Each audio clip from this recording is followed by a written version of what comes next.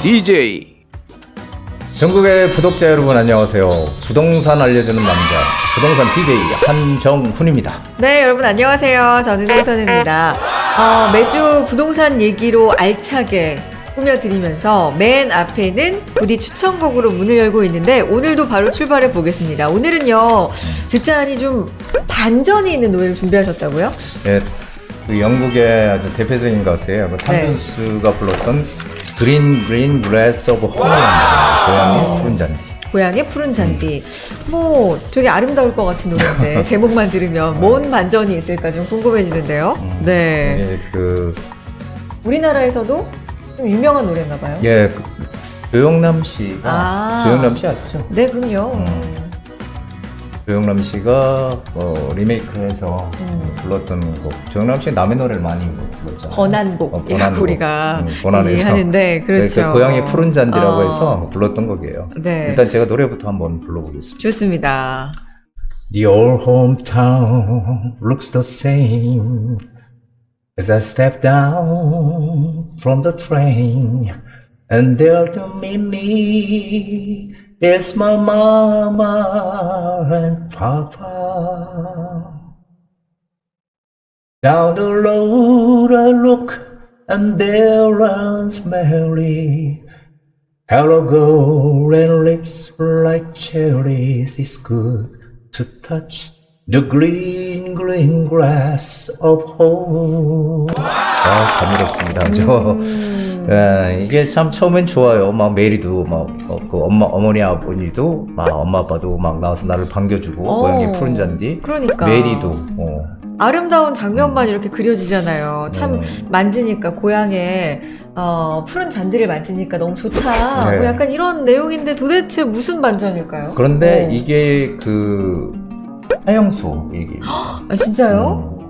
사형수가 사형되기 직전 이제 잠을 자다 꿈을 꿨는데 꿈에서 깨보니까 이제 신부님이 이제 사형 집행을 하기 위해서 기다리고 있고 그래서 결국은 사형수가 사형을 당하기 전에 아름다운 꿈을 꾼 거죠. 예전에 고향의 그런 추억들. 그래서 어떻게 보면 상당히 좀 가슴 아픈 노래이기도 하지만 상당히 이게 67년도가 나왔던 곡이거든요. 67년도. 상당히 오래됐네요. 상당히 오래된 노래입니다. 그래서 많은 분들한테 사랑을 받았고 우리 그 한국 사람들이 좋아하는 그런 곡이기도 해요. 근데 이 영국의 대표적인 이제 가수거든요. 네. 근데 이제 뭐 대영제국 훈장 영국 기사 자기도 받았던 아주 뭐 그 받을 정도면 상당히 유명한 거 아니겠어요? 아무나 못 받잖아요. 그럼요. 예. 근데 허스키한 음색하고 이 풍부한 성량이 무지하게 풍부해서 제가 예전에 음악다방 DJ를 할 때 이 탐존스 노래를 이렇게 헤드폰을 끼고 들으면 완전히 호랑이가 울리는 것 같아요. 왜요? 성량이 너무 커서. 그래서 타이거 보이스라는 그런 애칭도 얻었던 그런 가수입니다. 그래서 팝음악이 거장이고요. 60년대, 70년대를 주름 잡았던 지금도 아직도 생존해 계시는 분이죠. 그래서 여전히 그 음악 활동을 하고 있다고 합니다. 한번 들어보시면은 옛날 기억들 소록소록 나실 거예요. 감미롭다가 이런 반전이 숨어 있었구나 뭐 이런 재미도 좀 느껴보시면서 노래 들어보셨으면 좋겠고 요런 노래 그럼 이 노래가 주는 교훈이 뭘까요? 노래에 꼭 교훈이 있어야 되는 건 아니지만 그렇죠. 결국은 착하고 뭐 죄 짓고 살면 안 됩니다. 착하게 살자. 나중에 후회하면 소용없잖아요. 좋아요. 어쨌든 이렇게 감미로운 노래 또 반전 있는 노래 교훈까지 알려주시면서 첫 시작을 알차게 한번 해봤고요. 그러면 이제 구독자님들한테 시원하게 커피 한 잔 또 쏘면서 시작해볼까요? 본격적으로. 좋습니다. 퀴즈를 한번 내드려 보겠습니다. 이분 불러봐야 되겠죠? 퀴즈맨! 여기는 퀴즈맨입니다. 자, 지난주 부디는요, 재개발 투자는 여유자금이 넉넉해도 사업 초기 단계에 투자하는 게 좋다고 말씀을 드렸는데요. 자, 초기 투자 장점과 무관한 것을 골라주시면 됩니다. 1번, 재개발은 단계별로 가격이 오르기 때문에 초기에 투자하면 매도 시기를 자유롭게 선택할 수 있다. 2번, 초기에 투자하면 투자금을 최소화할 수 있다. 자, 3번, 초기에 투자하면 기다리는 재미가 쏠쏠하다. 좀 약간 문제가 복잡한데 부디님 힌트 주세요. 야, 이게 기다리는 재미는 이게 뭐 어디 우리가 옛날에 미팅이라고 소개팅이라고 그러죠. 뭐 미팅도 하죠. 미팅 나와서 네. 막 기다리면 짜증 나잖아요. 이게 기다리는 재미는 별로 없는 것 같아요. 기다리는 재미가 있을 수도 있지만 이게 사실 길어진다고 재밌는 게 아니잖아요. 그렇죠. 기다림이라는 게 뭔가를 내가 얻고 싶은데 기다리는 재미가 있다? 이건 참 쉽지 않은. 그 일인 약속 것 같아요. 시간에 늦는 사람들 있잖아요. 그렇죠. 습관처럼. 습관처럼. 근데 그거 잘 지키시는 편인가요? 약속? 저는 일단 생방송을 좀 약속만. 많이 하다 보니까 방송 약속 칼같이 지키고 방송 약속은 안 지키면 폰폰한. 그렇지, 클러죠. 칼같고 그리고 사적인 약속은 뭐 솔직히 잘 지키려고 노력은 합니다만 조금 늦을 때도 있어요. 저는 네. 뭐 거의 약속을 거의 100% 지켜서 저는 옛날부터 바른 생활 사나이라는 거. 갑자기? 바른 생활 사나이. 갑자기? 알겠습니다. 이거 뭐 관련 있는 거예요? 이 문제하고? 관련은 없죠. 어쨌든 바른 생활 사나이 부디가 알려주신 어쨌든 기다리는 재미가 쏠쏠할까? 뭐 요게 힌트였습니다. 자, 오늘 문제가 조금 복잡해 보입니다만 절대 또 알고 보면 그렇지 않다는 거. 자, 정답은 뭘까요? 재개발 투자는 어떤 장점이 있을까요? 그 장점과 무관한 걸 골라주시면 되겠습니다. 저희 아시는 분들 전화, 문자, 이메일, 또 영상 댓글에 네이버 폼 편한 방법 이용해서 보내주시면요. 제가 시원하게 또는 따뜻하게 취향 따라서 커피 드실 수 있도록 커피 쿠폰 쏘도록 하겠습니다. 자, 그리고 선물 같은 무료 세미나도 준비하고 있습니다. 이 부분도 안내해드리고 가야 되겠죠? 9월 1일과 9월 15일입니다. 아, 오늘도 9월이에요, 부디. 예, 9월은 제 시간- 생일이. 오늘 참 갑자기 이렇게 이런 말이 나오는 말씀 많이 하시네. 어쨌든 부디의 생일이 있는 9월 1일 그 시작과 15일에 세미나 준비하고 있는데요. 목요일입니다. 오후 2시부터 4시까지고요. 돈 되는 역세권 개발 마지막 기회를 잡아라 라는 주제입니다. 선착순 10분 전화 예약 통해서 모집하고 있어요. 뭐 문자 보내주셔도 좋겠고요. 그리고 개인 상담도 가능하니까 상담 받고 싶으신 분들 신청해 주시기 바랍니다. 이 두 날짜 다 가고 싶은데 난 도저히 시간이 안 된다 말씀드렸습니다만 개별 상담 가능하니까요. 뭐 전화, 문자, 네이버 영상, 폼, 댓글 여러 개를 통해서 편한 방법으로 신청해 주시기 바랍니다.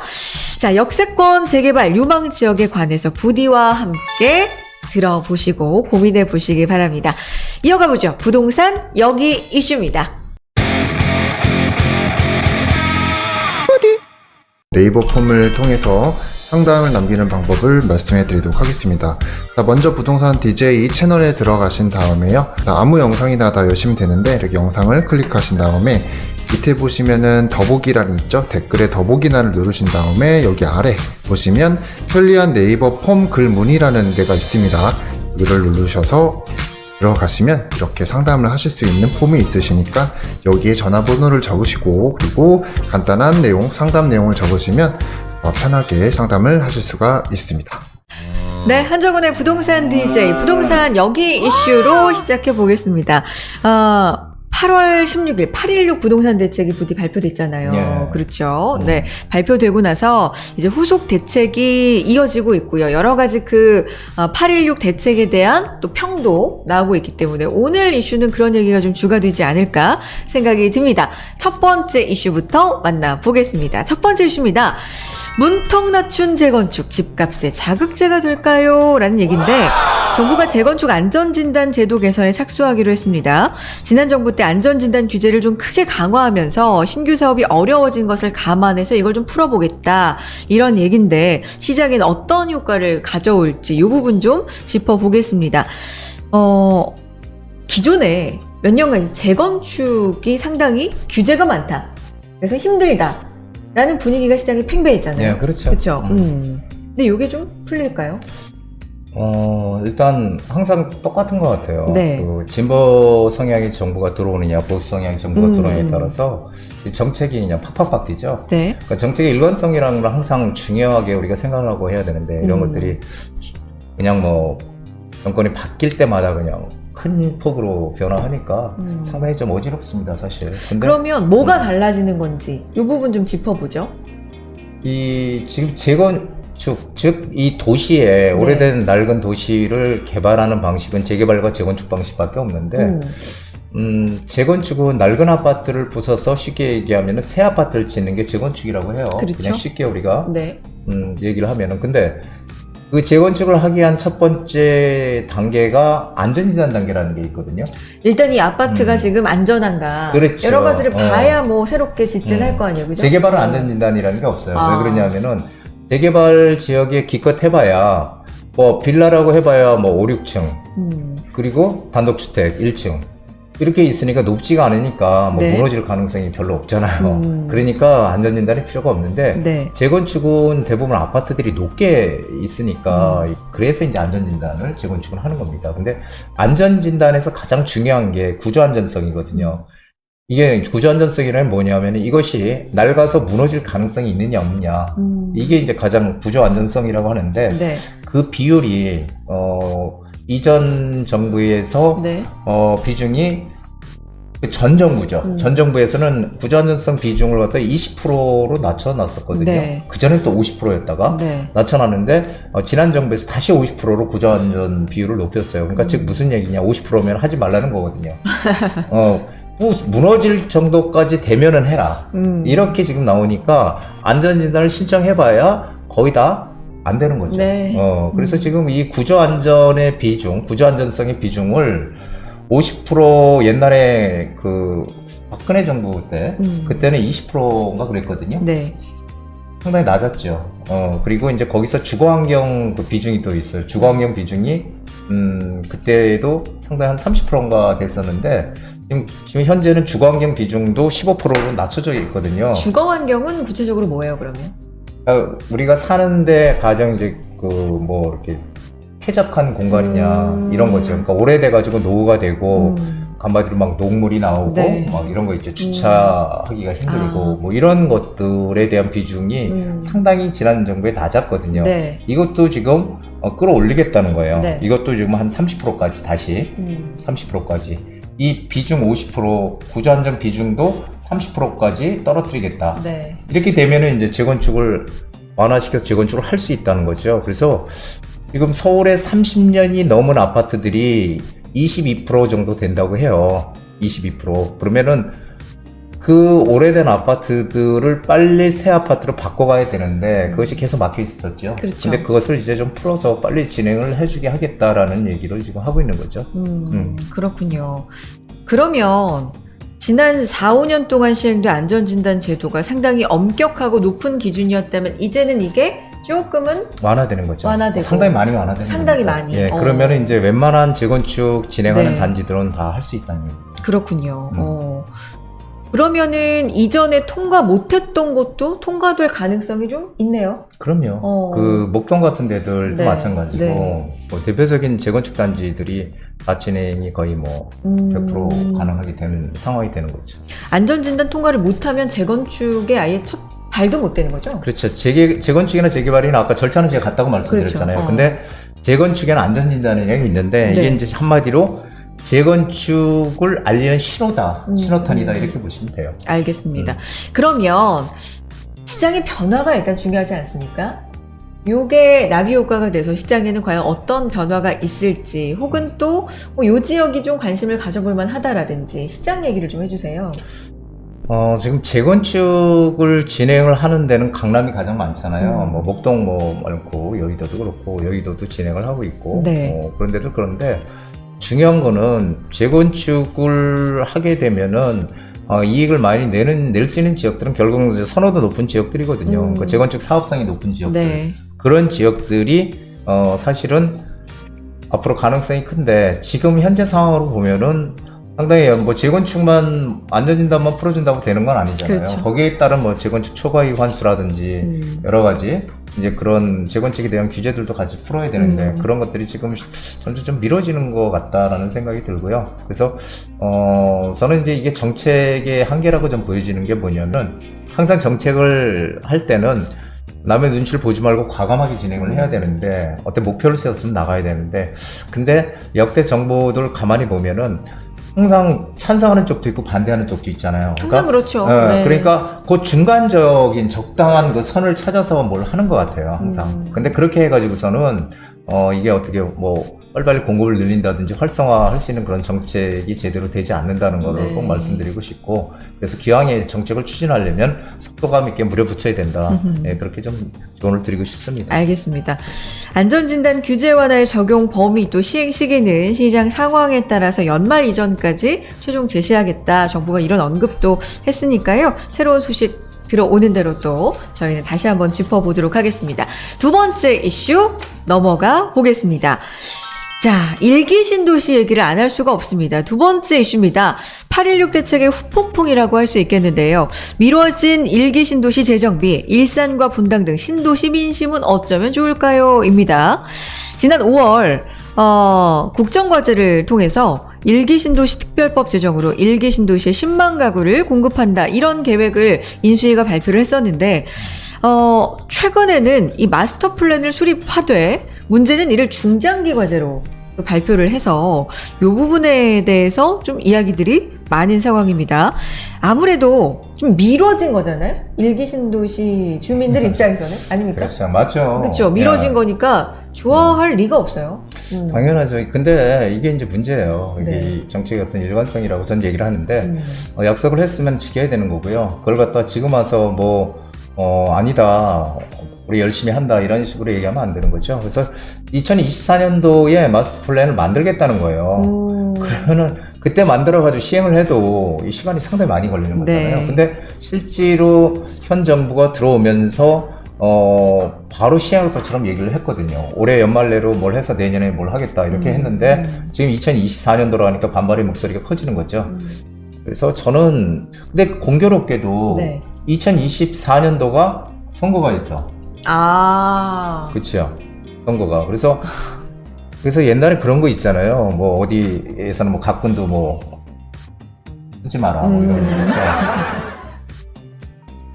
그래서 이게 뭔가 이런 것들이 우연인지는 우연의 일치라고 저는 생각을 하겠지만은 근데 이게 생각하는 사람마다 다 생각이 틀리기 때문에 이게 내년 선거 때까지 끌고 가려는 게 아니냐 이런 기사들도 좀 많이 나오고 있잖아요. 근데 사실은 좀 안타깝습니다. 제가 네. 생각하기는. 네.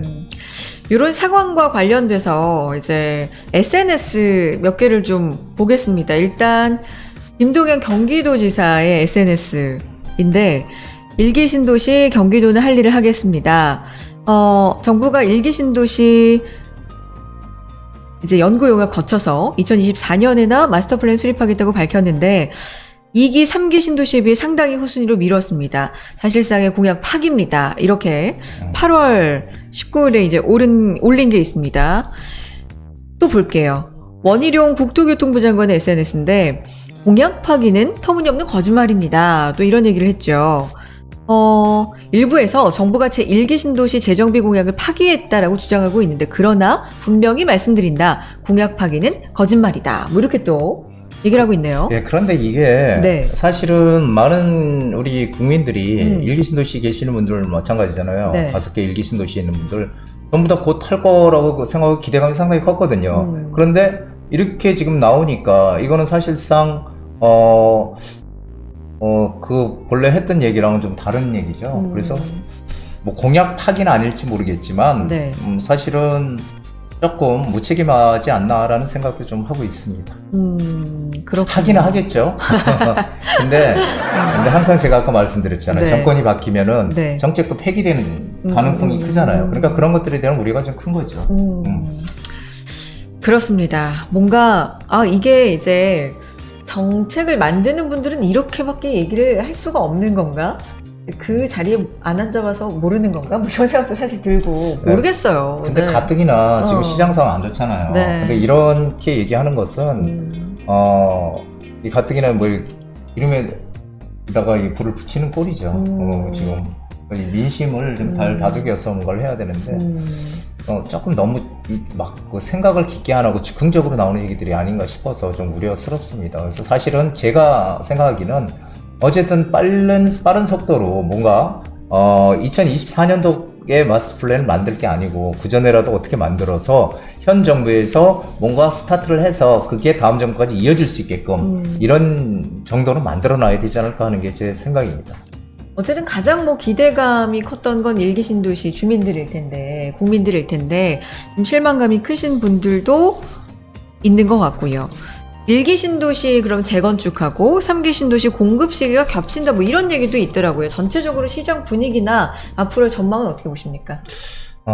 저는 지금 기대감이 좀 꺾이기는 했지만 어쨌든 안전진단에 대한 거는 일단 올 연말 내로 뭐 만들겠다, 네. 완화시키겠다. 이것도 빨리 그냥 하면 되는데 네. 이걸 또 연말 내로 하겠다고 지금 얘기를 하고 있죠. 그래서 이런 것들이 하나씩 나오면서 시장의 상황들은 조금씩 풀려갈 거라고 저는 보지만, 뭐, 3기 신도시하고 공급 시기가 겹친다. 그것은 크게 저는 우려하지 않아요. 왜냐하면, 1기 신도시 중에, 물론 이제, 3기 신도시가 서울하고 입지가 가깝잖아요. 가깝고 하지만, 그게 이제 공급 물량이 나오는 시기가 과연 그게 그 3기 신도시 나오는 거하고 1기 신도시 나오는 거하고는 조금 차원이 틀리다. 왜냐하면 그쪽은 임대 쪽으로도 많이 3기 신도시는 임대 쪽으로 많이 지금 가고 있고요. 그쪽에 이제 비중을 쏟는다면 네. 1기 신도시는 어쨌든 민간 분양 그렇죠. 쪽으로 가니까 네. 그래서 조금 거기랑 비교하기는 좀 어렵고요. 그래서 그거는 뭐 아니지만 2024년 뭐 총선용이란 얘기가 지금 막 도니까 그런 것들이 조금 상황인식이 조금 잘못되지 않았나 싶습니다. 예. 알겠습니다. 일단 뭐 시간을 갖고 좀 기다려 보면서 어떻게 정책도 흘러가는지 살펴보겠고요. 아쉬운 마음이 좀 있긴 있어요. 네, 그래요. 네. 자, 세 번째 이슈 넘어가 봅니다. 공공이 추진하던 도심 복합 사업을 민간도 추진할 수 있게 하는 도심 복합 개발법 제정안이 발의됐습니다.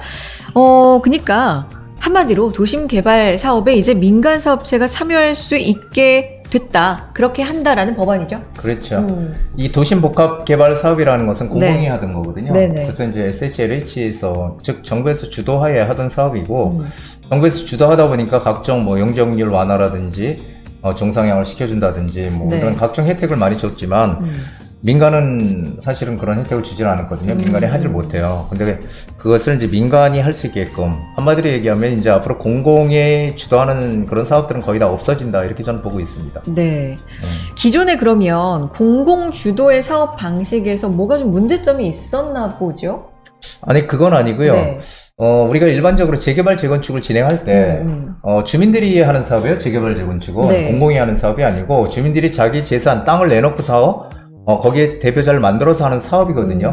그것을 이 국가가 개입을 해서 한다는 데에 대해서 상당히 거부감이 컸다라는 거고요. 그래서 사실은 정부 입장에서는 공공이 하게 되면은 뭐 빨리 진행도 될 수 있고 주민들이 많이 동의를 할 것이다 이렇게 생각했는지는 모르겠지만 사실상 주민들은 그렇게 생각을 안 했다는 거죠. 왜냐하면은 자기의 그 소유권을 다 내놓고 오로지 SHLH가 진행을 하는 데 따라서 이익을 뭐 받고 이런 것들은 생전에 겪어보지 못하던 거고요. 네. 그리고 재개발 재건축은 민간 사업이에요. 민간이 자기 땅을 내놓고 하는 사업이기 때문에 주민들이 하는 게 맞는 거지 공공이 개입한다는 것 자체에 대해 거부감이 상당히 컸던 것 같습니다. 그래서 그랬던 것 같고요. 그래서 사실은 이 도심 복합 개발 사업을 우리가 주목해야 되는 것이 도심 복합 개발 사업이라는 거는 어떤 지역에서 하는지 아세요 혹시? 모르겠어요. 이게 첫 번째는 역세권이에요. 역세권. 네. 두 번째는 준공업 지역이에요. 네. 준공업 지역. 네. 준공업 지역. 세 번째는 낡은 저층 주거지예요. 요 세 군데를 대상으로 해서 역세권 이 도심 복합 개발 사업을 하는 거예요. 근데 이런 쪽이 지금 이제 민간으로 넘어가게 되고 공공에게 부여했던 그런 각종 혜택들을 갖다 똑같이 민간에게 부여하겠다는 거예요. 그리고 뭐 주민들이 막 추진위원회를 만들고 조합 설립을 그렇죠. 하고 그렇게 되면은 네. 주민들은 사실은 그런 거 해본 경험이 없잖아요. 그러니까 시행착오를 많이 겪는데 신탁사를 아예 껴서 이렇게 조합 설립을 안 하고도 할 수 있게끔 네. 이런 다양한 그런 방법들을 지금 가지고 지금 하고 있는 것 같습니다. 그래서 네. 저는 뭐 상당히 긍정적이다라고 보고 있습니다. 법안 제정할 때 이 청사진으로 또 뉴욕의 허드슨 야드, 싱가포르의 마리나원 이런 게 언급됐더라고요. 그러니까 롤모델스럽게 우리가 이제 보겠다라는 건데 어떤 점을 그렇게 이게 이제 본다는 민간 건데? 주도로 한 사업들이에요. 네네. 마리나 베이 샌즈도 그렇고, 허드슨 강도 마찬가지고, 네. 이게 민간 주도의 사업이고 전문성이나 창의성 등을 활용해가지고 규제 특례 같은 걸 적용을 해서 네. 이 도심 복합 개발을 하는 거예요. 그래서 이제 거기에 그 지역을 뭐 혁신 지구로 지정을 해가지고서 이렇게 사업에 성공한 대표적인 그런 성공 사례들입니다. 그렇군요. 그래서 우리도 민간 참여로 가게 되면은 이제 뭐 이 공급, 안정적인 공급도 가능하고 그리고 경쟁력도 생기고요. 그리고 어떤 딱 정해진 틀 대신에 민간의 어떤 다양한 그런 아이디어 이런 것들로 좀 더 혁신을 이룰 수 있는 그런 개발들이 진행이 되지 않을까 상당히 기대를 모으고 있습니다. 알겠습니다. 자, 이제는 이 법에 제정안이 발의가 된 거니까 또 계속해서 진행이 되는 상황 저희가 전해드리도록 하겠습니다. 지금까지 부동산 여기 이슈였고요. 부디의 부동산 고민 타파로 이어집니다. 차라리 내 집 샀어 편하게 살자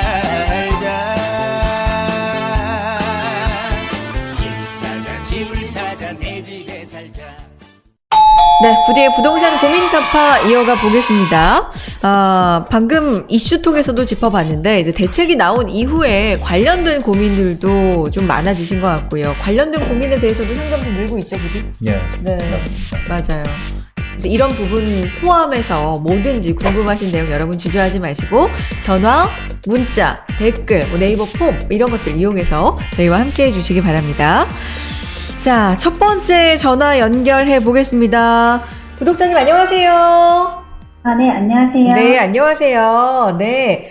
이렇게 전화를 또 주게 되셨네요. 저희 채널 좀 네. 봐주고 계세요, 열심히? 네. 네, 감사합니다. 네. 오늘 상담 도와드릴 텐데 어떤 점 궁금하세요? 제가 네. 대표님 말씀을 듣고 네. 역세권 재개발하는 그 용답동 쪽을 투자하려고 하는데요. 네. 이게 진행이 잘 될지도 궁금하고, 네. 그리고 또 1구역이 나은지 2구역이 나은지도 궁금하고요. 그리고 또 구역 안에 있는 물건도 혹시 추천해 주실 수 있는지 그게 궁금합니다. 네. 역세권 재개발 그 중에서도 용답동, 뭐 구체적으로는 1구역이냐, 2구역이냐, 굉장히 지금 네. 좀 많이 알아보신 것 같아요. 그쵸? 네. 네. 어디가 더 좋을지 최종적으로 부디 얘기 들어보시는 것도 좋을 것 같은데요. 바로 지도 보면서 설명드릴게요. 네. 네. 네, 안녕하세요. 네, 안녕하세요. 예, 지금 이쪽에 혹시 투자금이 얼마나 들어가는지 혹시 아세요? 전세 끼고 실투자금은 2억 8천 정도로 알고 있어요. 그러면은 혹시 용답동 이쪽을 혹시 알아본 이유가 있으신가요? 역세권 재개발 동의서를 거기 시작했다고 맞습니다. 들어가지고 예, 맞아요. 네, 빨리 좀 매수를 해보려고 하거든요. 맞아요. 여기가 지금 여기 답심역이잖아요. 여기 용담역이고 여기는 여기 청계천입니다. 네, 청계천. 그래서 입지는 상당히 좋은 곳이고요. 용답동이 성동구거든요.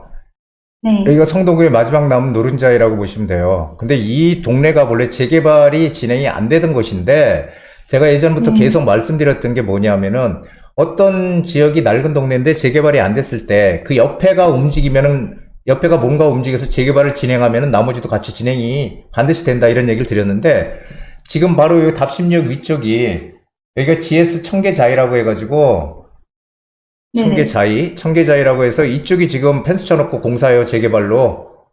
그러니까 여기가 똑같은 동네였는데 여기가 이렇게 해서 막 프리미엄이 막 붙고 하니까 여기도 지금 우리도 재개발해야 되는 거 아니야? 이렇게 지금 하면서 여기 1구역, 2구역으로 이렇게 제가 표시를 하는데 이렇게 나눠가지고 지금 동의서를 걷고 뭐 사업 설명회도 하고 지금 뭐 정비업체가 들어왔다고 해요. 그래서 사업 설명회도 하고 지금 바쁘게 움직이고 있는 곳이에요. 그래서 네. 여기 1구역, 2구역 이렇게 나눠져 있어요. 네. 근데 여기에 가장 큰 특징은 재개발을 추진하는 거는 여긴 뭐 그냥도 할 수 있어요. 왜냐면 여기가 옛날에 재관리구역으로 되어 있기 때문에 여기 재관리구역은 그냥 바로 재개발 추진하면 돼요. 여기는 주민들만 동의만 되면은. 근데 중요한 거는 여기는 역세권 개발을 추진해요. 역세권.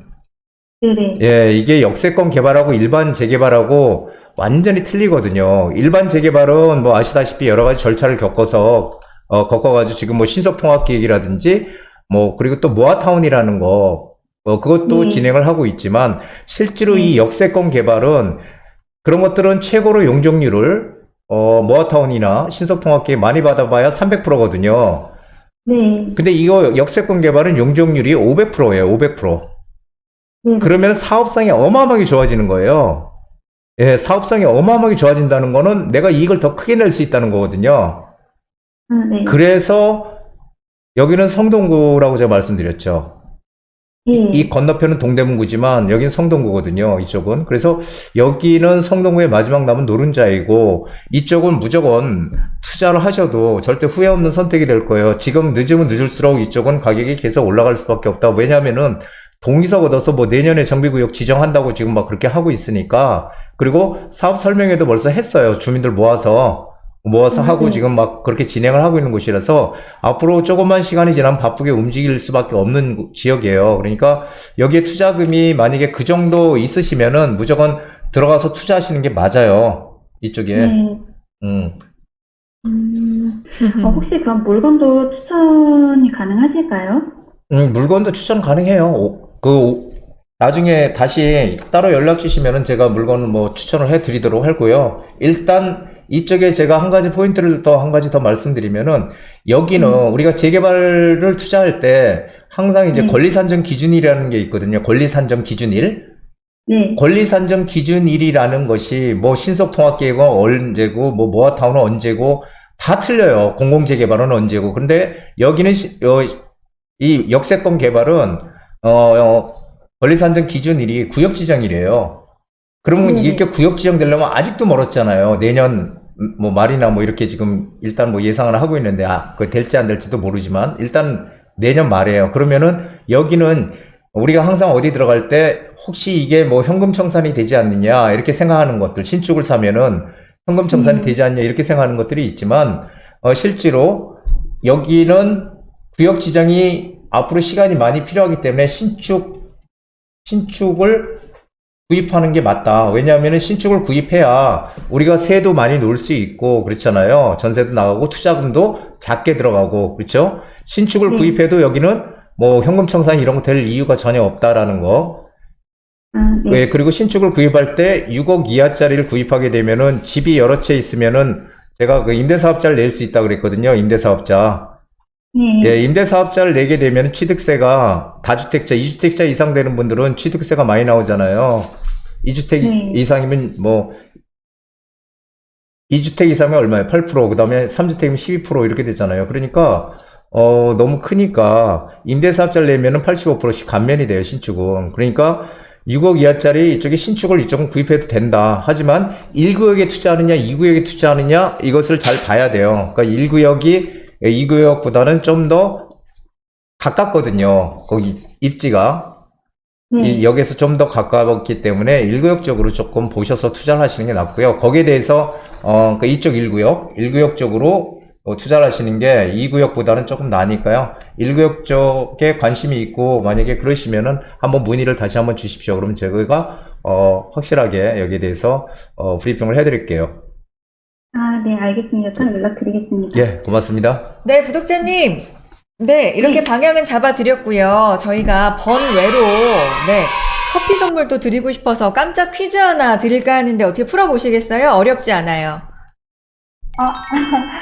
네네. 네. 못 맞추면 어떡하죠? 맞추실 수 있을 거예요. 왜냐면 지금 역세권 재개발 관심 있어 하시는데 관련된 문제 좀 드릴게요. 네. 부동산에서 이처럼 역세권이 아주 중요한 요소인데요. 역세권이 아닌 곳을 한번 골라봐 주세요. 네. 네, 보기 드릴게요. 역세권이 아닌 곳이에요. 1번, 승강장에서 250m 이내. 2번, 승강장에서 500m 이내. 3번, 승강장에서 500m 이상. 어딜까요? 마지막에 못 들었어요. 승강장에서 500m 이상 떨어지면 역세권이다. 맞을까요? 아닐까요? 그건 틀렸어요. 틀렸죠. 그래서 정답은 몇 번이라고요? 틀린 건 3번이요. 정답입니다. 축하드립니다. 축하드립니다. 자, 이렇게 상담도 시원하게 해결책 받으셨고, 또 커피까지 저희가 보내드리겠습니다. 또 연락 주세요. 네, 감사합니다. 네, 고맙습니다. 네. 그러니까 잘 맞추셨어요. 맞추실 줄 알았어요. 역사권에 이렇게 관심이 많으셨으니까. 그렇죠. 네.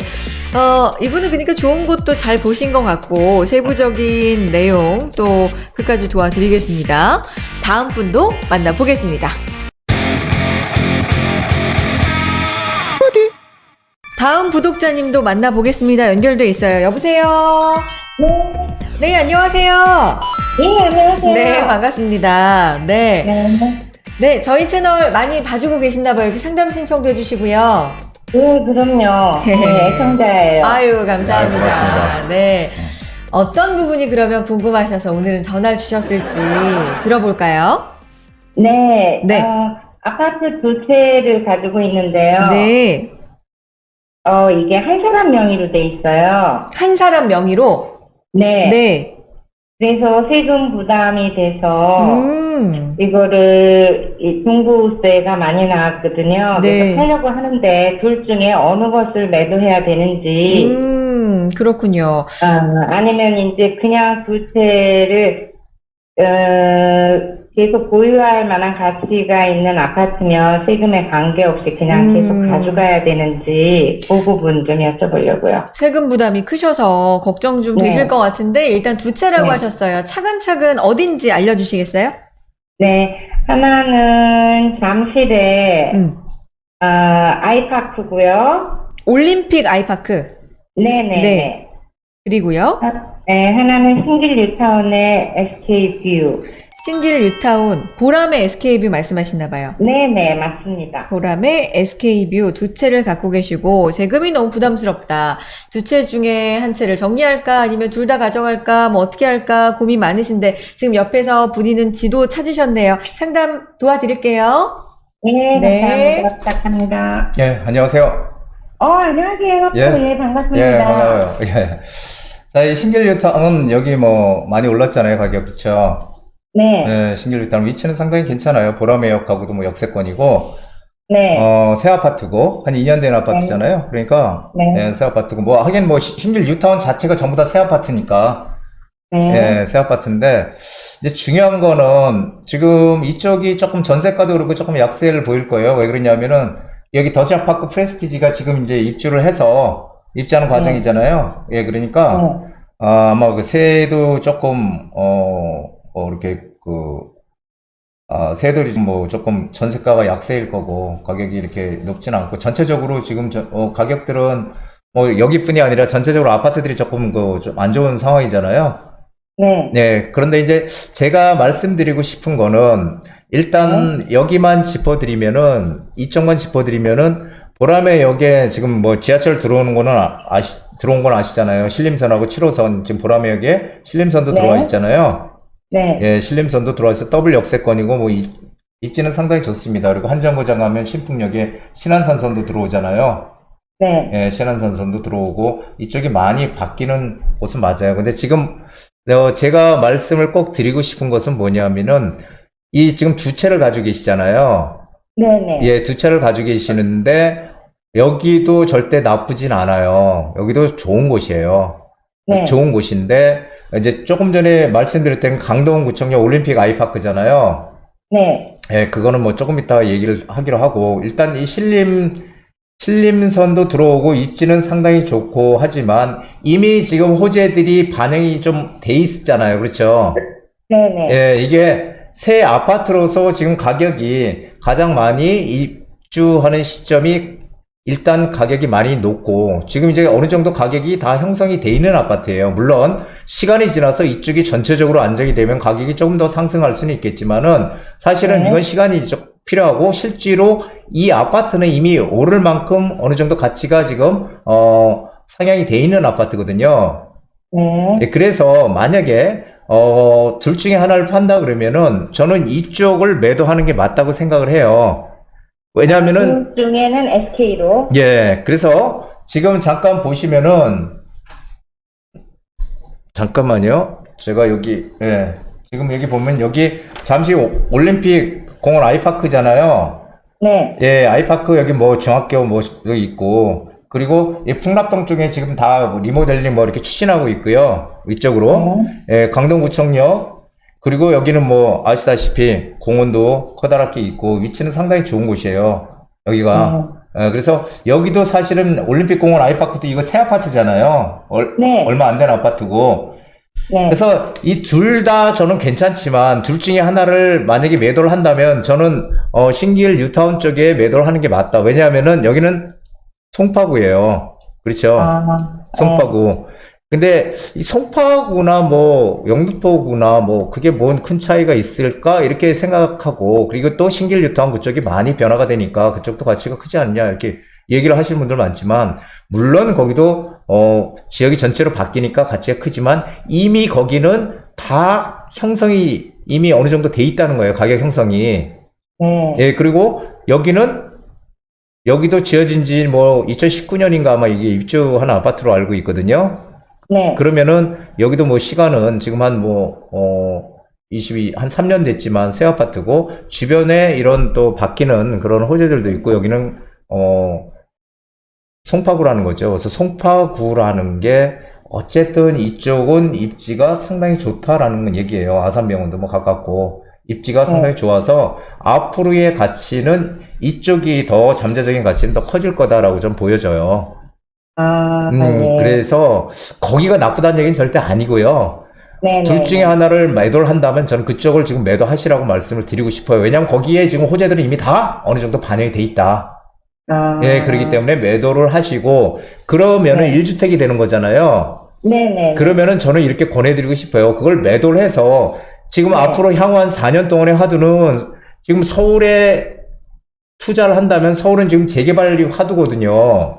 네네. 예, 지금 뭐 재개발해서 작년에도 자양사동에 아까도 문의를 하셨지만은 자양사동 한강변에 투자해가지고 거의 뭐 더블 이상 1년도 안 돼서 더블 이상 이익을 낸 분들도 많고, 그런 분들이 사실은 재개발 투자를 해서 돈을 버는 거거든요. 그래서 저는 이 재개발 쪽으로 빨리 재개발해서 한강변이든 어디든 이게 뭔가 역세권 개발이든 이런 쪽에 들어가서 아파트가 지어질 수 있는 쪽으로 빨리 갈아타기를 한번 하시는 게, 그게 훨씬 내가 재산 증식을 하는데 도움이 될 거다라는 얘기를 꼭 드리고 싶어요. 그래서 항상 우리가 뭔가를 선택할 때는 망설이잖아요. 그래서 그 선택의 기록, 그 어떤 선택을 하냐에 따라서 희비가 엇갈리거든요. 그래서 정말 이번에 어떻게든지 선택을 잘 하셔서 뭔가 빠르게 내 재산을 축적할 수 있는 정책 방향은 지금 분명하거든요. 어쨌든 재건축이 지금 조금 더디지만 재개발로 서울의 공급을 늘리겠다는 뭐 현 시장의 생각은 지속적으로 지금 갈 거고, 그렇기 때문에 빨리 뭔가 방향을 잡아서 갈아타기를 한번 해주시는 게 내 재산 증식을 위해서는 훨씬 더 유용하다, 이렇게 꼭 조언을 드리고 싶습니다. 감사합니다. 그러면 예. 지금 일단은 가치가 있지만 갈아타라는 얘긴데, 예. 이거를 SK를 팔아도 또 갈아타면 또 2주택자가 되잖아요. 그 주택수는요, 2주택이 이제 그 투자를 많이 안 해본 분들이 대체적으로 이제 내가 1주택인데 2주택 되면 아주 그냥 큰일 나는 줄 아시는 분들이 많아요. 예. 근데 이제 항상 제가 말씀드리는 건 뭐냐면은, 내가 이익을 내서 만약에 내가 2주택이 됐어. 그래가지고선 5억이 올랐어요. 거기서 세금을 3억을 내도 2억을 벌잖아요. 네. 이런 개념으로 우리는 재테크에 접근을 해야 되는 거고요. 그리고 우리가 그 재개발에 투자를 하게 되면은 임대사업자를 내게 되면은 취득세도 뭐 85% 감면이 되는 그런 혜택도 있어요. 물론 이제 신축에 한해서지만 그런 혜택들을 잘 찾아서 잘 알아서 투자를 할 수만 있다면 지금이 정말 남들이 조금 주춤주춤 할 때가 좋은 기회가 될 수 있다는 거를 전 정말 말씀을 드리고 싶어요. 그러니까 궁금하신 거는 한번 다시 오시든지 전화를 다시 한번 하시면은 거기에 대해서 또 다시 한번 말씀을 드리도록 할게요. 예. 하나만 여쭤볼게요. 네. 현재 거래 전력이라서 지금 이게 잘 안 팔려요. 그렇죠. 예. 그럴 때는 5월 9일까지 이거 양도세 중과 배제잖아요. 예, 예. 그때까지 기다려 보는 게 나은가? 그거에 상관없이 일단 빨리 처분하는 게 나은가? 지금 거래가 잘 안 될 텐데, 그죠? 지금 거래가 안 돼요. 예. 그래서 생각한 게 예. 거래가 지금 안 되고 SK는 만기가 돼서 나간다고 하고 일단 집이 비게 되는데 이때 이제 매도를 할까? 아니면 정 이렇게 거래 절벽이면 한 번 더 전세를 놔야 될 상황이에요. 이렇게 안 팔리면 가격을 낮춘다고 팔리지가 않더라고요. 예, 요즘은 지금 그게 가격이 싸고 그걸 떠나서요. 지금 심리적인 게 되게 커요. 그런데 네. 제가 꼭 말씀드리고 싶은 것은 이것이 지속되진 않을 거다라는 얘기를 분명히 드리고 싶어요. 지금 이게 대외적인 요소가 지금 상당히 크거든요. 미국이 기준금리만 올리고 물가 때문에. 네. 이제 그것이 진정이 되고 우리가 이제 물가가 올해 연말까지는 뭐 3%까지 간다고 하지만 그때부터는 미국이 기준금리를 올리지 않게 되면 우리도 조정을 하면서 부양책들이 다시 나오면서 시장이 다시 올라갈 가능성이 지금 상당히 높아요. 그렇기 때문에 먼저 저는 움직이시라고 생각을 이렇게 말씀을 드리고 싶어요. 이렇게 기다리지 마시고. 기다리지 말고. 예, 기다리지 마시고. 해서 행동을 취해라. 그렇죠. 왜 그러냐면 지금 재개발 이런 쪽 움직이는데 빨리 거기 들어가야지 우리가 이익을 낼 수 있거든요. 네. 지난해 방송을 보고 계시는 분들도 아시겠지만 지난해 자영사동에 투자했던 분들은요. 네. 지금 최소한 1년도 지금 8월, 9월 달에 투자를 하셨으니까 작년 1년도 네. 안 돼서 지금 최소한 4억 이상은 무조건 이익 났거든요. 네. 그러면 우리가 어디 가서 1년 동안에 4억을 벌 수 있겠습니까? 네. 그게 재테크예요. 그게 우연의 일치가 아니고 정말 열심히 자기가 노력을 해서 투자를 해서 이익을 내는 거거든요. 네. 예, 그러니까 그렇게 생각을 하시고 뭔가 좀 방향성을 좀 정해서 다시 한번 또 통화를 하기로 하시죠. 예. 네, 그리고 일단 구독자님. 매수 네. 결정을 하면 네. 가격을 최대한 낮춰서라도 일단 파는 걸로 진행을 하는 걸로 그렇게 할까요? 예, 그렇게 하세요. 예. 예. 감사합니다. 고맙습니다. 예, 고맙습니다. 구독자님. 네. 끊으셨어요? 구독자님, 안녕하세요. 네. 저하고도 좀 통화해요. 네. 아직 안 끊으셨구나. 네. 아유, 궁금한 점 어떻게 좀 여러 개 있으셨는데 해결 좀 되신 것 같으세요? 그럼요. 평소에 그 프로를 많이 봐서 꼭 네. 이거 상담해보고 싶거든요. 그러셨구나. 고맙습니다. 네. 그러면 또 기념으로 커피 쿠폰도 쏘고 싶은데 쉬운 문제 하나 드릴까요? 맞춰보시겠어요? 네. 그래요. 아니, 왠지 우리 구독자님 요거 아실 것 같은데 종합부동산세 문제로 한번 드려볼게요. 1년 중에 종부세 납부 기간은 언제일까요? 1번 매년 8월 15일, 2번 12월 1일부터 15일, 3번 매년 12월 25일 크리스마스. 몇 번일까요? 종부세 납부 날짜요? 네. 네, 12월 1일부터 15일. 2번 정답입니다. 역시 집을 여러 채 가지고 있는 우리 구독자님 그러니까. 진짜 잘하시네. 아니, 세금 때문에 또 스트레스 많이 받으신다고 하니까 잘 맞춰주셨습니다. 커피 한 잔 드시고 스트레스 좀 푸시고 또 궁금하신 점 연락 주세요. 네, 감사합니다. 네, 고맙습니다. 예. 자, 이렇게 상담 진행해 드렸습니다. 자, 궁금하신 점 많으신 것 같아요. 계속해서 전화, 문자, 이메일, 네이버 폼 편한 방법으로 보내주시고요. 다음 사연을 통해서 또 상담 신청해주신 분이 있습니다. 글로 보내주신 내용, 자양 사동에서 있었던 신속통합개발 설명회에 다녀오신 후기 겸 대안에 관한 고민입니다. 소개해드릴게요.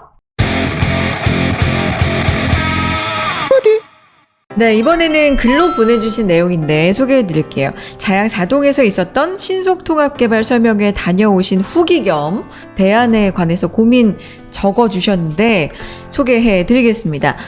안녕하세요. 언젠가는 한강뷰 아파트에서 살아보겠다는 생각으로 며칠 전 자양사동 신속통합 설명회에 다녀왔습니다. 무슨 교회에서 한다기에 많아야 100명, 200명 오겠거니 했는데 조금 늦게 갔더니 900명이 넘게 와서 앉을 자리도 없더라고요. 코로나 발생 후 그렇게 사람 많은 건 처음 봤습니다. 토지 소유주분들이 과반 이상 참석했다는 걸 보면 사업에 관심들이 많구나 싶어서 저도 덩달아 기대도 되고 좋았습니다만 실거주 의무의 제일 큰 걱정은 가격이었습니다. 마침 현장에서 만난 어떤 분이 바로 위쪽 자양사동 모아타운 추진 지역을 현금 3억 원 안팎으로 말씀하셔서 저도 눈을 돌려볼까 갈등하고 있는데요. 제가 너무 성급하게 부안해동하는 걸까요? 와, 900명이래요, 부디.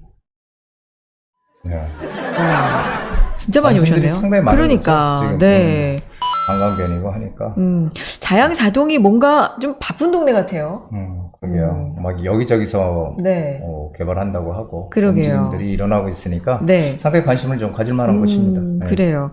설명을 그럼 자세히 지도 보면서 좀 해주세요. 예, 여기가 지금 말씀하신데 이쪽이 자양사동인데 여기서 지금 여기가 1구역이고 2구역 이렇게 돼 있어요. 근데 여기는 지난해 신속통합계획을 신청했다가 떨어져서 지금 다 여기에 토지거래 허가구역으로 묶여 있습니다. 토지거래 허가구역으로 묶여서 실거주자만 들어갈 수 있어요. 1년 단위로 묶이는 겁니다. 1년 단위로. 자, 그래서 이쪽은 지금 사실은 토지거래 허가구역으로 묶이는 순간 가격이 엄청 뛰어버렸어요. 엄청 뛰어가지고 지금은 여기는 뭐 우리가 뭐 3억 이렇게 가지고 들어갈 수가 없습니다. 가격이 많이 올라서. 오른 이유는 토지거래 허가구역으로 묶였기 때문에 아니 개발 안 할 때면 안 묶어놓을 거 아니에요. 개발을 하기 위해서 묶어놨다는 거죠. 그래서 올랐다는 거고 작년에 여기 투자했던 분들은 지금 상당히 좋은 그런 상황을 맞고 있다 이렇게 보시면 될 것 같아요. 올해도 또 다시 늦는다고 하는데 그래서 아마 이쪽으로 눈을 돌리신 것 같아요. 이쪽이 지금 이쪽이 모아타운으로 이쪽에 지금 진행을 하고 있거든요. 모아타운으로 동의서를 지금 걷고 진행을 하려고 합니다. 제가 모아타운이 어떤 가치 여기에 대해 상당히 많이 말씀을 드렸는데 여기도 7개 구역으로 나눠서 7개 구역으로 나눠서 지금 진행을 합니다. 근데 이쪽도 상당히 투자 가치가 커요. 자, 그런데 일단 제가 이거부터 말씀드릴게요. 이쪽 1구역, 2구역이 따로따로 본래 이렇게 따로따로 신속통합계획을 넣었다가 떨어졌어요. 그래서 지금 이번에는 이렇게 전부 하나로 뭉쳐서 커다랗게 해서 다시 신속통합계획에 신청을 하자 이렇게 지금 해서 아마 설명회도 하고 지금 그런 것 같아요. 근데 지금 제가 보기는 이렇게 가는 것도 뭐 가능한 방법이다라고 저는 생각을 해요. 하지만 지금 1구역하고 2구역하고 상황이 조금 틀려요. 2구역은 여기 그 뚝섬 유원지역이 있거든요. 뚝섬 유원지역에서 다 역세권에 들어갑니다. 1차 역세권에.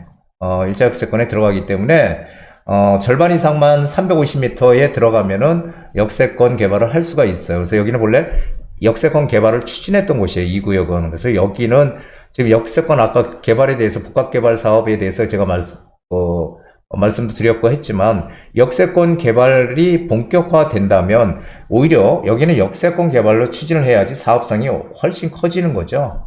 여기는 역세권이 아니고 1구역은 나름대로 다 장점은 있지만 2구역은 역세권으로 가는 게 훨씬 가치가 크다. 하지만 뭐 같이 가더라도 상관은 없다. 근데 중요한 거는 많은 분들이 역세권 개발을 하게 되면 용적률을 높게 받는 대신에 임대아파트의 비중이 임대 아파트를 많이 넣어야 된다 이렇게 생각하지만 반드시 그렇지는 않아요. 무조건 뭐 50% 넣고 이러는 건 아니고 지금 원효로 아시죠? 원효로 일가 지금 역세권 개발 추진하잖아요. 네. 거기는 임대 비율이 용적률 500%까지 갔지만 임대 비율이 34.5%거든요. 근데 재개발을 추진하더라도 임대 아파트는 항상 들어가는 겁니다. 단지 비중이 조금 더 많이 들어가느냐. 그러니까 신속통합계획도 용적률을 높여가게 되면요. 용적률 높여가는 그 용적률만큼 거기서 임대 아파트를 상당 부분 또 넣어야 돼요. 똑같아요. 단지 조금 더 많이 넣고 용적률을 많이 받느냐, 아니면은 조금 덜 넣고 용적률을 작게 받느냐의 차이겠죠. 그래서 이리저리 봐도 이 역세권 개발이 좀 더 유리하다라는 얘기를 일단 참고로 드리고요. 어쨌든 지금은 하나로 뭉쳐서 신속통합계획으로 뭐 사업 설명을 했다고 합니다. 근데 여기는 우리가 들어가기 어렵고, 이 모아타운 같은 경우는 지금 뭐 진행을 하는데, 모아타운에 대해서도 여러 번 얘기를 많이 드렸죠. 그래서 여기는 뭐 주민들이 적극적으로 추진을 하는 곳이고, 여기 옆에서 지금 여기가 옛날에 자양 1구역이라고 해서 단독주택 재건축으로 진행을 하고 있는 곳인데, 롯데에서 지금 이게 35층까지 올라가는 거거든요. 롯데에서 지금 뭐 거의 지금 상당히 많이 거의 다 올라갔다. 이렇게 지금 진행이 되고 있으니까, 이거를 보니까 이쪽에 낡은 동네니까 이쪽 동네도 다 지금 개발을 하려고 하는 것 같아요. 그래서 뭐 반응만 할 수 있다면 무조건 들어가도 된다라고는 생각이 돼요. 그렇지만 이쪽에 들어갈 때 조심할 점은 제가 말씀드렸지만 임대사업자를 내기 위해서는 매매가가 6억 이하여야 돼요. 매매가 6억 이하여야 되고요. 투자금이 최대한 작아야 되겠죠. 투자금이 3억이 넘어가면 안 된다. 최소 한 3억 정도 선에서 네. 맞춰서 뭔가 투자할 수 있는 데면 투자를 해야 된다라는 얘기를 드리고, 또 하나는 모아타운의 그 권리산정 기준일이 언제냐면은 이게 착공 신고일이에요. 착공.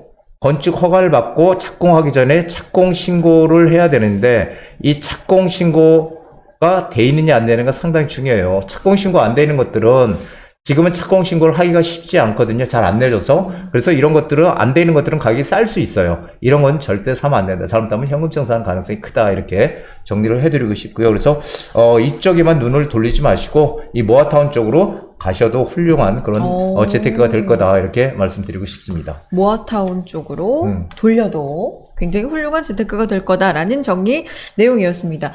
근데 이제 여담입니다만 200~300명 예상하셨는데 뭐 100명, 200명 예상하셨는데 900명이 넘게 왔다. 이 정도로 지금 관심이 뜨겁습니까? 그렇죠. 상당히 특히 이 자양동 이쪽 네. 여기가 3동이거든요. 이쪽 3동에 지금 현 서울시장이 이쪽이거든요. 그게 또 하나의 포인트예요. 그래요? 네. 그러니까 설마 뭐 이렇게 날갔는데 안 해주겠어. 이제 뭐 이런 것도 있는 것 같고요. 그리고 제가 뭐 얘기했지만 오세훈 시장은 이 한강을 되게 사랑하는 시장이다. 물을 좋아하는 시장이다. 네, 그렇기 때문에 이 한강변에 있는 낡은 동네들은 다 개발이 될 거다라는 얘기를 제가 정말 옛날부터 많이 했습니다. 네. 이제서 이제 빛을 보는 그런 시기가 왔다 이렇게 말씀드리고 싶네요. 네. 이렇게 부동산 뭐 매수, 매도 여러 가지 부분에 대해서 고민하고 계신 분들 결정하시기 전에 한 번 더 꼼꼼하게 점검한다라고 생각하시고 부디에게 문의하셔도 좋을 것 같습니다. 자, 지금까지 상담 도와드렸습니다. 부동산 고민 타파였어요.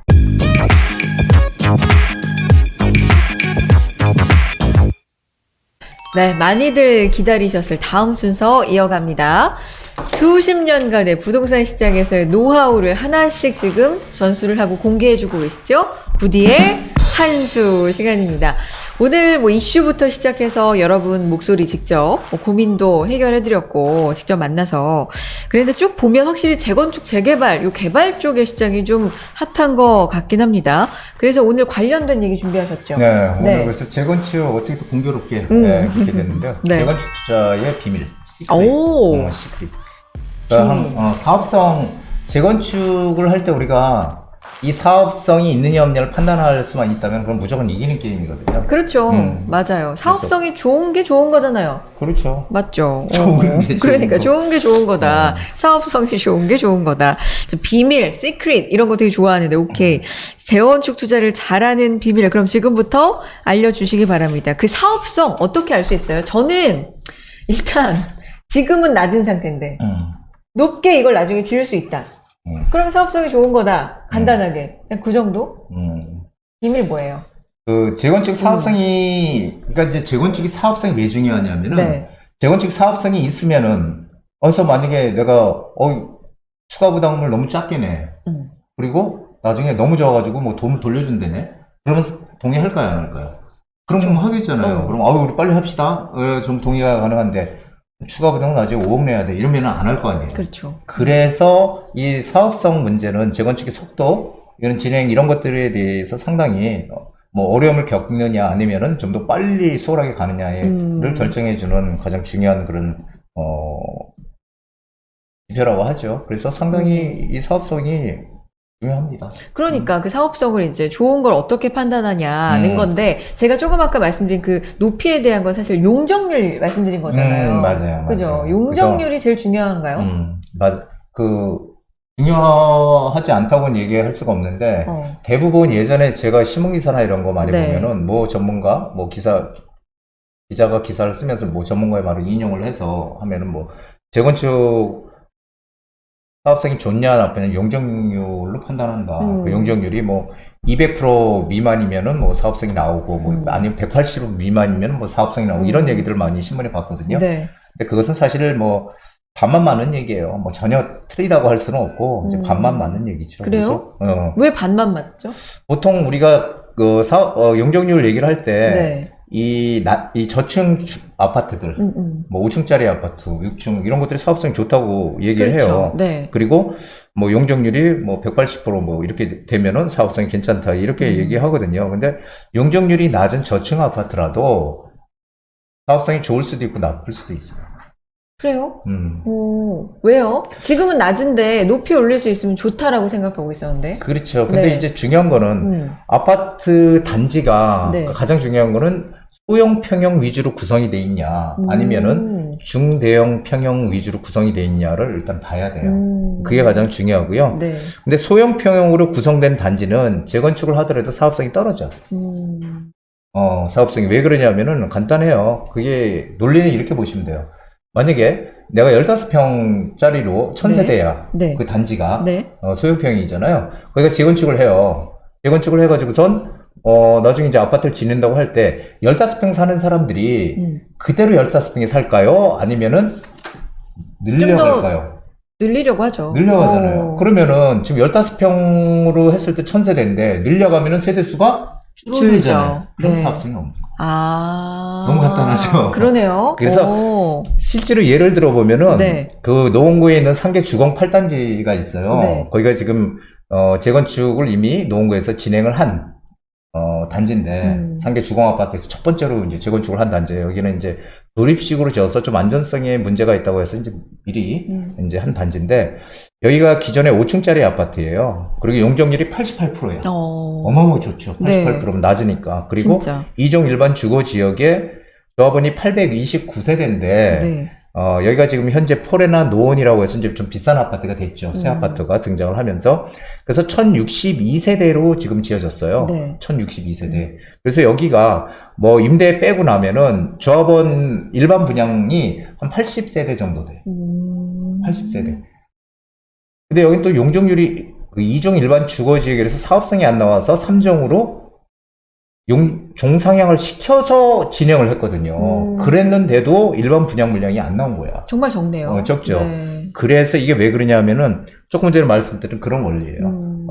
여기가 소형 평형대 위주의 단지이기 때문에 전부 다 사람들이 넓혀가다 보니까 이게 이 일반 분양이 작게 나와서 사업성이 많이 떨어지는 거죠. 네. 그래서 사업성이 좋지 않았던 거예요. 이게 그럼요. 기존 평형대가 뭐 11평, 13평, 15평 여기가 그랬거든요. 소형. 소형. 그러니까 그거 다 넓혀갈 거 아니에요. 그렇죠. 근데 반대로 생각해 보세요. 중대형 평형들 만약에 그러니까. 뭐 30평, 40평, 50평. 네. 그러면은 지금 뭐 30평은 뭐 40평대로 늘려갈 수도 있겠죠. 근데 50평 만약에 40평, 50평, 60평 이런 중대형 단지라면 굳이 더 그 사람들 늘려가지 않고 네. 오히려 줄여갈 거예요. 그래서 1+1을 받는다든지 이런 식으로 가겠죠. 네, 요즘은. 네. 왜냐하면은 요즘 옛날같이 뭐 우리가 가족이 많이 모여 사는 그런 세대가 아니잖아요. 이제 시대가 바뀌었잖아요. 그러다 보니까 지금 이제 1+1 받으려고 할 거예요. 네. 그러면은 어쨌든 중대형 평이 많은 데는 줄여갈 거란 말이에요. 그럼 세대수가 늘어날 수 있겠죠. 그러네요. 그 원리입니다. 이게.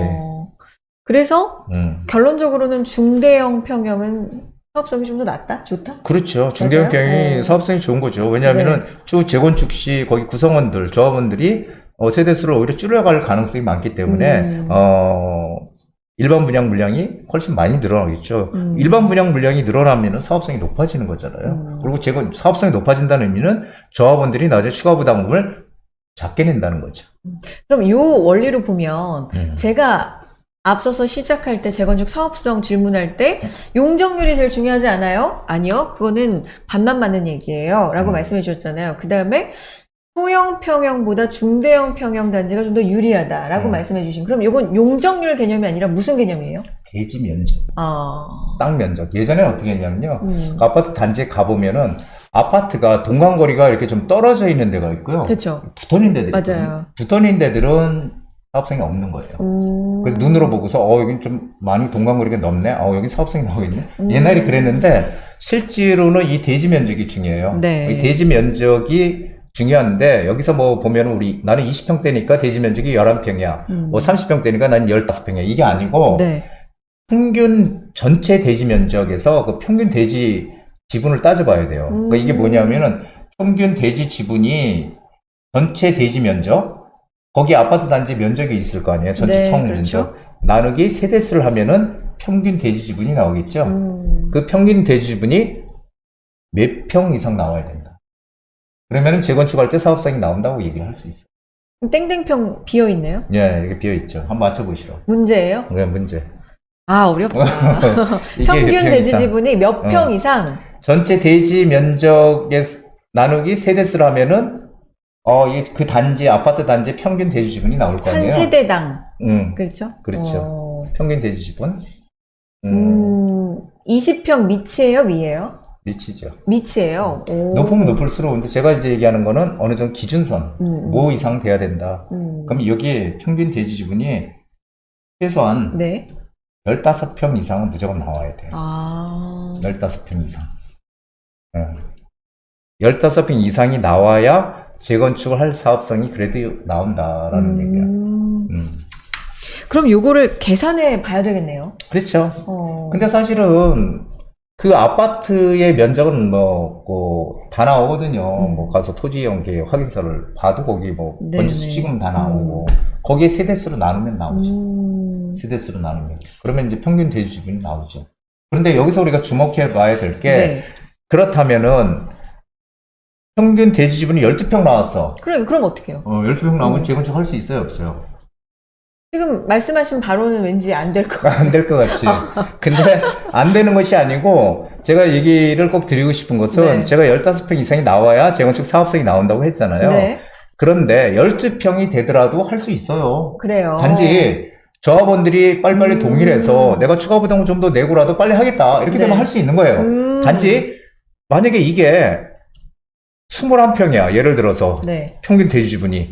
그러면 이거 21평이면 사업성이 엄청 좋아지네. 그러면은 우리 빨리빨리 하자. 더 사람들이 적극적으로 할 수 있고 12평이 되면은 조금 반대하는 사람도 있을 거 아니에요. 이게 추가 부담 많이 내니까. 네. 그런 문제. 즉 못하는 것이 아니라 시간이 걸릴 수 있다. 못하는 것은 아니에요. 주민들이 얼마든지 원하면은 10평 되면 왜 못해요. 10평 돼도 주민들이 내가 추가 부담을 더 많이 내고 우리 좀 더 쾌적한 공간에 새 아파트에 살고 싶다 하면 빨리 할 수 있는 거죠. 그래서 절대 안 되는 것은 아니다. 하지만 15평 정도가 되면은 그래도 재건축을 할 때 뭔가 사업성이 나올 수 있다. 일반 분양분이 한 200세대 이상은 나올 수 있다. 200세대 정도는. 이렇게 보시는 게 맞다. 상당히 중요한 얘기를 드린 거예요. 그러면 진짜. 이런 거는 어디에서 활용을 해야 될까요?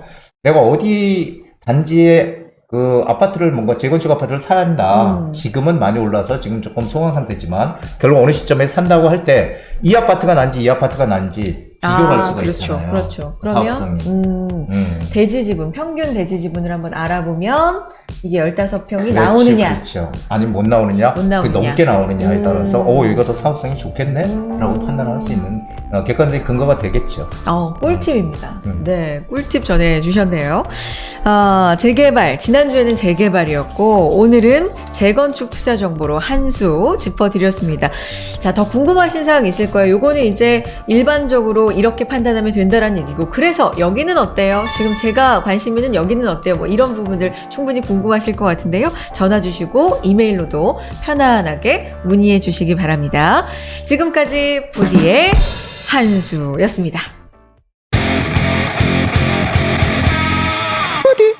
네, 한정훈의 부동산 DJ 부디와 함께 또 부동산에 대한 이런저런 이야기들 깊이 있게 해봤습니다. 부디 이런 말이 있잖아요. 우리 속담에 한 우물만 팔아. 그렇죠. 요즘 시대에는 이게 일면 맞는 말 같기도 하고 또 아닌 말 같기도 한 게 그렇죠. 부동산도 그렇지 않아요? 그렇죠. 한 우물만 파는 게 원래는 맞는 건데 근데 이게 물이 나오는지 그러니까.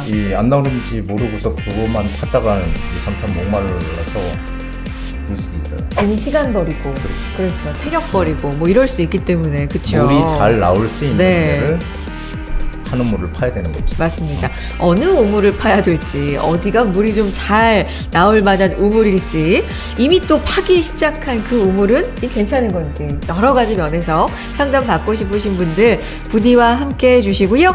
돈 되는 정보, 돈 되는 습관, 구독, 좋아요도 잊지 말아주시기 바랍니다. 인사드릴게요. 여러분 행복한 부자 되세요.